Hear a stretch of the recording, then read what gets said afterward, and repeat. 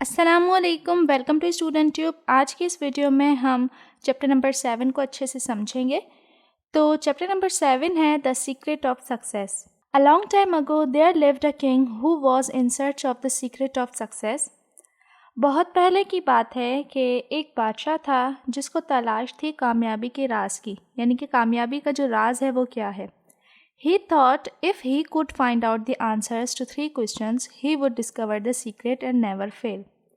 अब उसने ऐसा सोचा कि अगर वो 3 सवालों के जो जवाब हैं वो ढूंढ लेगा तो उसे वो राज मिल जाएगा और फिर वो कभी फेल नहीं होगा, मतलब कि नाकामयाब नहीं होगा।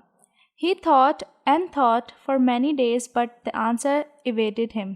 अब उसने इतना सोचा, काफ़ी दिनों तक सोचा, बट आंसर्स ने उनको अवॉइड किया, मतलब कि आंसर उसे नहीं आए।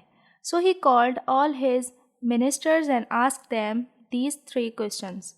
तो इसके बाद उसने तमाम मिनिस्टर्स को बुलाया और उन तमाम से ये 3 सवाल पूछे। अब वो 3 सवाल क्या थे? What is the most important time to start something?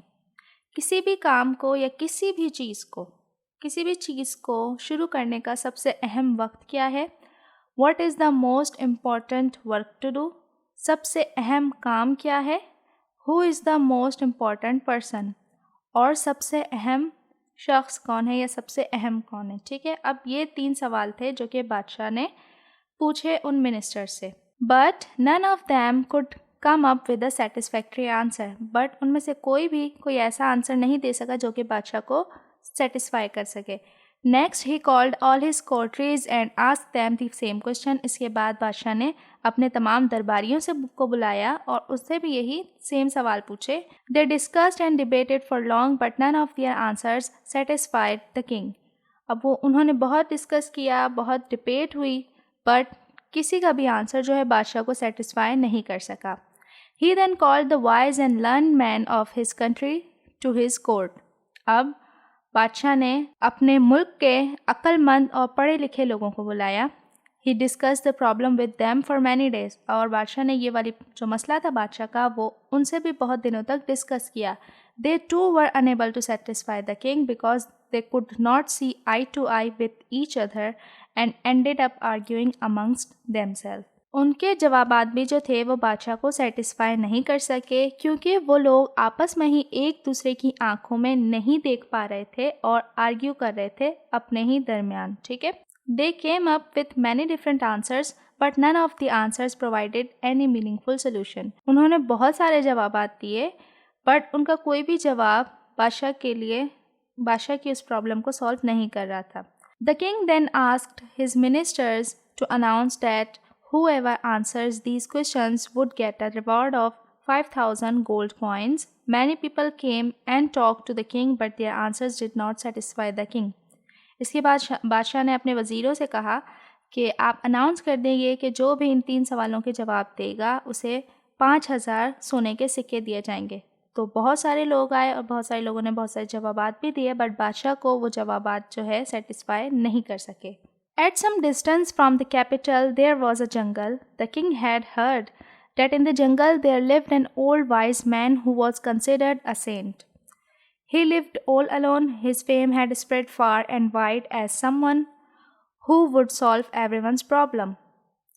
अब दारुल हुकूमत यानी कि कैपिटल से कुछ फासले पर एक जंगल था। बादशाह ने सुना कि वहाँ पर एक बुज़ुर्ग रहता है जो कि बहुत ही ज़्यादा अक्लमंद है। He was considered a saint, यानी कि वो बुज़ुर्ग है। He lived all alone, अकेला रहता है और उसकी जो फेम है यानी कि वो काफ़ी दूर दूर तक मशहूर है कि वो लोगों की प्रॉब्लम को सॉल्व करता है। The king decided to consult the wise old saint, but the problem was he only mixed with the poor and needy. He did not mix with the rich and wealthy. Since the saint did not like meeting wealthy people, the king started thinking as how to approach him. अब बादशाह ने उस अक्लमंद आदमी यानी उस अक्लमंद बुज़ुर्ग से consult करने का यानी कि उससे इस बात का मशवरा लेने का पूछा इन 3 सवालों के बारे में। तो अब एक मसला था। मसला क्या था कि वो जो बुज़ुर्ग है वो सिर्फ ज़रूरतमंद और गरीब लोगों के साथ मिक्स होता है, यानी कि सिर्फ उनकी ही प्रॉब्लम को सॉल्व करता है।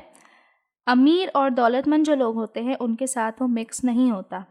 तो अब बादशाह को उस बुज़ुर्ग से मिलना था, तो बादशाह अब ये सोचने लगा कि इस बुज़ुर्ग से किस तरह से मिला जाए। The king pondered and thought deeply about a way to meet the saint. Soon he came up with a plan. He dressed himself in rags and set out to see the wise old saint. Since he wanted to appear poor and destitute, he asked his servant to remain behind alone. He headed straight for the saint's hut. अब बादशाह ने बुजुर्ग से मिलना था, तो इस बारे में इतना सोचा कि इसे एक प्लान दिमाग में आया बादशाह को। अब उसने क्या सोचा कि वो गरीबों की तरह कपड़े पहनेगा, यानी कि रैग्स जिस पर पैबंद लगे हुए होते हैं, इस तरह के बादशाह ने कपड़े पहनने का सोचा और बुज़ुर्ग से मिलने का सोचा।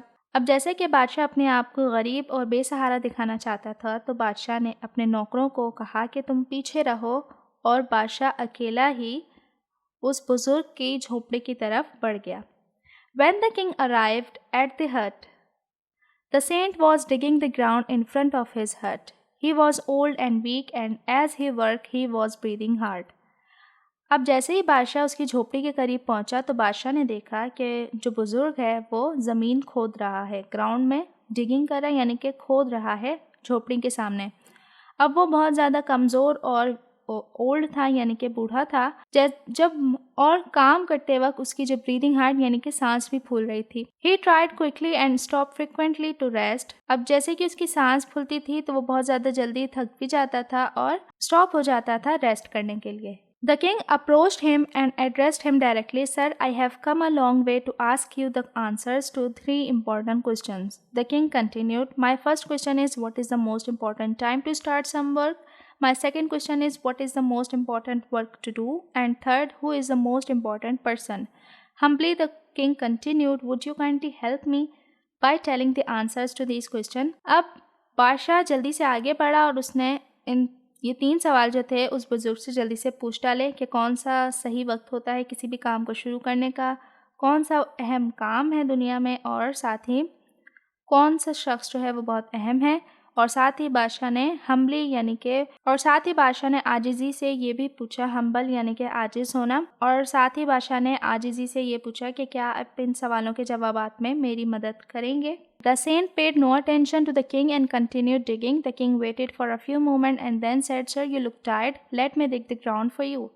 अब जो बुज़ुर्ग था उसने बादशाह के इन सवालों पे कोई भी अटेंशन नहीं दी, यानी कि फुल इग्नोर किया। फिर बादशाह ने कुछ देर इंतज़ार करने के बाद कहा कि सर, आप कुछ थके हुए लग रहे हैं, मुझे ज़मीन खोदने दें आपके लिए। The saint thank him and gave him the spade. तो बुज़ुर्ग ने शुक्र अदा किया और उसे स्पेड दे दिया, यानी कि जिससे वो खोद रहा था। And the king started digging. अब बादशाह ने खोदना शुरू कर दिया। After some time the king repeated the questions and requested the answers. कुछ देर बाद बादशाह ने फिर सवालों को दोहराया और उससे आंसर्स मांगे। But all that the saint said to the king was, let me dig now. अब इतना सब के बाद भी बुज़ुर्ग ने सिर्फ क्या कहा कि अब मुझे खोदने दो। The king did not give him the spade and kept digging.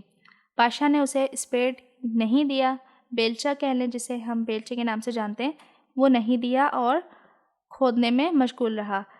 He remained काम and did not lose patience. अब बादशाह जो है वो पुरसुकून रहा और उसने अपना आपा या अपना सब्र जो है वो खोया नहीं। The hope that he would find the answers to his questions kept him motivated and determined. अब उसे ये उम्मीद थी कि उसे इसके सवालों के जवाब मिल जाएंगे। यही उम्मीद जो है उसकी हौसला अफजाई कर रही थी। When evening fell and the light began to fade, he stopped digging and turned to the saint. He said, Could you please let me have the answers to my questions now? अब जैसे ही शाम होने लगी, रोशनी कम होने लगी, तो बादशाह ने खुदाई को छोड़ा और सेंट से कहा, यानी कि बुज़ुर्ग से कहा कि क्या आप प्लीज़ इन सवालों के जवाब दे सकते हैं। The saint remained silent and pointed to one side. अब बुज़ुर्ग अभी भी खामोश ही रहा और उसने एक तरफ इशारा किया। The king glanced in that direction and saw that a bearded man with a dagger in his hand was running towards them. अब बादशाह ने उस डायरेक्शन में, यानी कि जिस तरफ बुजुर्ग ने इशारा किया, उस वक्त अचानक से देखा, ग्लांस यानी कि देखा, और उसने क्या देखा कि एक bearded man यानी कि एक दाढ़ी वाला शख्स जो है जिसके हाथ में खंजर है, उनकी तरफ दौड़ रहा है। When he reached them, he fell down and fainted. अब जैसे ही वो उनके पास पहुंचा, वो गिर गया और बेहोश हो गया। The king straight away picked up the bearded stranger and carried him into the hut and laid him down on the ground. अब बादशाह ने जल्दी से उस शख्स को, जो स्ट्रेंजर था, उसे उठाया और उसे झोंपड़ी में ले गया और ज़मीन पर लटा दिया। The king notice that the man was injured, so he immediately took step to stop the bleeding and with the help of the saint he bandage his wounds. The bearded man fell into a deep restful sleep. अब बादशाह ने notice किया कि जो आदमी है वो ज़ख्मी है, तो बादशाह ने सबसे पहले उसके खून को स्टॉप करने की कोशिश की, जो ब्लीडिंग हो रही थी उसके खून को स्टॉप करने की कोशिश की, और देन बुजुर्ग की मदद से उसके जो ज़ख्म थे उसको अच्छे से मरहम पट्टी कर दी। ठीक है, बैंडेज कर दी, मरहम पट्टी कर दी। तो जो वो स्ट्रेंज आदमी था वो सुकून की नींद में सो गया। By now, night had fallen and it was very dark. The king was too tired to return home. The saint invited him to stay the night, and the king accepted the saint's hospitality. The saint prepared some simple food and provided the king with a bedding of hay to sleep on. जैसा कि रात हो चुकी थी, काफ़ी अंधेरा हो चुका था, अब किंग भी घर जाने के लिए बहुत ज़्यादा थक चुका था, तो जो बुज़ुर्ग था उसने बादशाह को इनवाइट किया कि वो रात वहीं गुजारे। किंग ने भी बुजुर्ग की इस मेहमान नवाजी को एक्सेप्ट किया और फिर बुजुर्ग ने कुछ सादा सा फूड किंग को प्रोवाइड किया और साथ ही बेडिंग ऑफ है यानी कि घास फूस की एक बेडिंग बना दी, यानी कि सोने के लिए बादशाह को दे दिया। At break of day the king awoke, he found that he bearded man too was awake. The king said, how do you feel now? The bearded man replied, I am better now, thanks to your majesty. Forgive me, I came to kill you because you had my brother killed. I become your bitter enemy out of grief. I was hiding and waiting for your return. As you did not return, I came out of my hiding place. That's when your servants saw me. They immediately recognized me. They wounded me seriously, but I escaped. Had you not cared for me, I would have died. I thank you now. Count on me as one of your most faithful servants. Saying this, he saluted the king and left. अब at break of the day का मतलब होता है ऐसा वक्त जब रोशनी जो है, सूरज की रोशनी जो है वो नमूदार होना शुरू होती है। ठीक है, तो उस वक्त बादशाह उठा, बादशाह की आँख खुली तो बादशाह ने देखा कि वो जो स्ट्रेंजर आदमी था वो भी उठा हुआ था और उसने बादशाह ने उससे पूछा कि अब तुम कैसा फ़ील कर रहे हो? उसने कहा कि मैं अभी अच्छा फ़ील कर रहा हूँ, थैंक्स योर मैजेस्टी, यानी कि वो बादशाह को पहचान गया और कहा कि मुझे माफ़ कर दें, मैं आपको मारने आया था क्योंकि आपने मेरे भाई को मारा था और मैं आपका बहुत बड़ा दुश्मन बन गया था उसके दुख में। तो मैं छुपा हुआ था और आपके वापसी का इंतज़ार कर रहा था। जैसा कि आप वापस नहीं आए तो मैं जहाँ छुपा हुआ था उस जगह से निकला, तो आपके जो सर्वेंट्स, आपके नौकरों ने मुझे देख लिया और मुझे फ़ौरन से पहचान लिया और इन्होंने मुझे ज़ख्मी कर दिया बहुत ही ज़्यादा सीरियसली और मैं वहाँ से भाग गया। और अगर आपने मेरी केयर नहीं की होती तो शायद मैं मर जाता और मैं आपका बहुत ज़्यादा शुक्रगुज़ार हूँ। इसके बाद उसने कहा कि मुझे आप अपने भरोसेमंद नौकरों में ही शामिल समझे। ऐसा कहकर उसने बादशाह को सल्यूट किया और चला गया। When the bearded man had departed, the king again asked the saint for the answers to his question. अब जैसा कि वो जो शख्स है stranger departed मतलब कि चला गया, तो बादशाह ने again बुजुर्ग से अपने सवाल पूछे। The saint replied, your questions have already been answered. अब बुजुर्ग ने क्या कहा कि तुम्हारे जो सवाल हैं वो ऑलरेडी आंसर्ड हो चुके हैं, यानी कि तुम्हें उनका जवाब ऑलरेडी मिल चुका है। First, the most important time was when you wanted to help me. अब उसने कहा कि पहला वो इम्पॉर्टेंट वक्त, मतलब कि अहम वक्त वो था जब तुम मेरी मदद करना चाहते थे। The most important work was the digging of the ground. सबसे अहम काम था ज़मीन की खुदाई करना। And I was the most important person for you. Had it not been so you would have return and been killed. और वो अहम शख्स मैं था तुम्हारे लिए और अगर मैं ना होता तुम रिटर्न हो जाते, यानी कि तुम वापस जाते और मारे जा चुके होते। The saint continue, the second time the most important man was the bearded man. अब दूसरी दफ़ा जो अहम शख्स था वो स्ट्रेंजर था। The most important work was dressing his wound. अब सबसे अहम काम उस वक्त क्या था? उसकी ज़ख्म की मरहम पट्टी करना। Had it not been so you would not have won a faithful servant. और अगर ऐसा ना किया होता या ऐसा ना होता तो तुम्हें एक भरोसेमंद नौकर नहीं मिलता। यू आर वेरी फॉर्चुनेट, तुम बहुत ही ज़्यादा खुशकिस्मत हो। So this is the moral of the lesson, the most important time for doing anything is the present, यानी कि कुछ भी शुरू करने के लिए जो सबसे अहम काम होता है वो होता है प्रेजेंट, यानी कि जो वक्त आपके पास मौजूद है, जिस वक्त में आप हैं आज, वो है आपका बहुत अहम वक्त किसी चीज़ को शुरू करने के लिए। The most important work is what we are doing now, और सबसे अहम काम वो है जो हम अभी कर रहे हैं। और हम जो अभी कर रहे हैं उस वक्त हमें वो सोचना भी चाहिए क्या ये वही काम है, यानी कि ये इतना अहम काम है हमारे लिए जो हम ये कर रहे हैं। And the most important person is the one whom we are with at the moment, और वो इम्पॉर्टेंट शख्स, वो अहम शख्स वो होता है जिसके साथ हम होते हैं उस मोमेंट में। ठीक है, तो ये था आज का चैप्टर। उम्मीद करती हूँ आपको अच्छे से समझ आया होगा और कुछ चीज़ें आपने सीखी भी होंगी। बादशाह को ये लगता था कि ये 3 सवाल जो हैं वो किसी भी कामयाबी का राज हैं। दैट मीन्स कि आप लोगों को कामयाबी का राज मिल चुका है। तो ये वो 3 सवाल थे, बादशाह को उनके आंसर्स भी मिल गए। लेक्चर आपके लिए ज़रा सा भी हेल्पफुल रहा हो तो वीडियो को लाइक, चैनल को सब्सक्राइब और बेल आइकन दबाना मत भूलिएगा। मिलते हैं नेक्स्ट वीडियो में, तब तक के लिए अल्लाह हाफिज़।